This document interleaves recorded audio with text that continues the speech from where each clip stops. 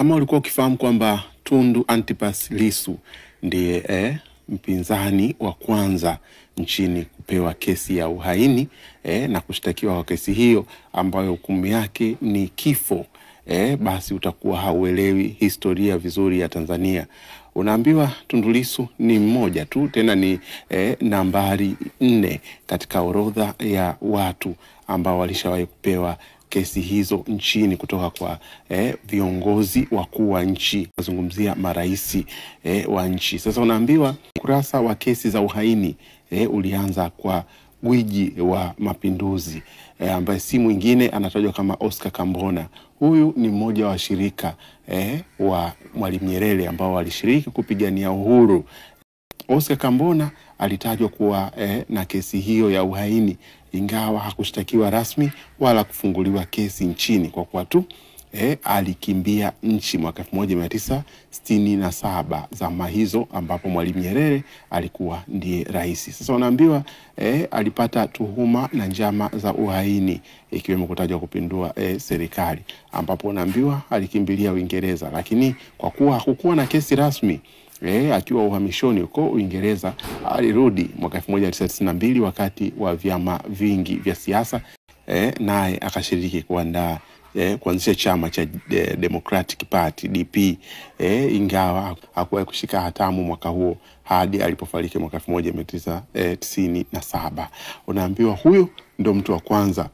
kuhusishwa na kesi za uhaini, ambao kesi ni mbaya zaidi kuliko zote. Lakini wa pili sasa anatajwa kuwa Michael Kamaliza, akiwa na Bibi Titi Mohamed. Watu hawa wote walishiriki pamoja walishiriki kupigania uhuru wa nchi pamoja na Mwalimu Nyerere, lakini unaambiwa watu hawa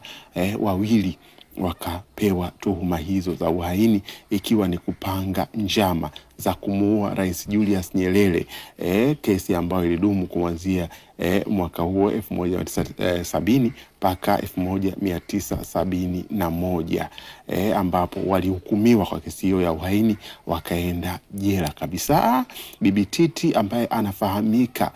wazi kuwa mwana mapinduzi huyu, ambaye alishiriki kupigania uhuru akiwa mstari wa mbele kabisa wa wanawake, ambaye anaenziwa kama mwanzilishi wa UWT, yani Umoja wa Wanawake Tanzania. Sasa alipewa tuhuma hiyo ambayo pia alisamehewa na kutoka akiwa na huyo Michael Kamaliza. Kama hiyo haitoshi, viongozi wengine hawa wanatajwa kuwa ni viongozi wa CUF mwaka 1997 mpaka 2000, ambao wanatajwa hapa viongozi wa CUF kwa ujumla wao, ambao walipewa tuhuma hizo za kupanga kuipindua serikali ya Zanzibar, ambapo walikuwa ni hawa: kuna Hamaji Rashid Mohamed, Juma Duni Haji na wajumbe wengine wa Baraza la Wawakilishi, ambapo kesi hiyo ilipelekea wao kuingia mahakamani, lakini pia ikapelekea muafaka wa kitaifa ambao ulifanya serikali ya mapinduzi Zanzibar ichangamane na viongozi wa CUF ambao waliongozwa na Maalim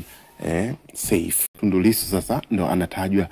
kufungua ukurasa wa mwaka 2025 wakati huu wa Gen Z, ambapo naye anakabiliwa kwa mashtaka ya uhaini, ambapo sasa serikali ya ndani pamoja na mamlaka na taasisi za kimataifa zimekuwa zikitupilia jicho moja kwa moja kesi hiyo, kuonekana hazikiuki haki za binadamu na uhuru wa kisiasa, kwa kuwa madai ya Tundu Lissu yanatajwa kuwa na mantiki kuelekea katika uchaguzi mkuu ambao utafanyika Tanzania mwaka huu, ambapo malengo au mtazamo wa Tundu Lissu unatajwa kuwa ni kugomea uchaguzi huo, ambapo anashtakiwa kwa kutishia kuvuruga uchaguzi, lakini pia na kauli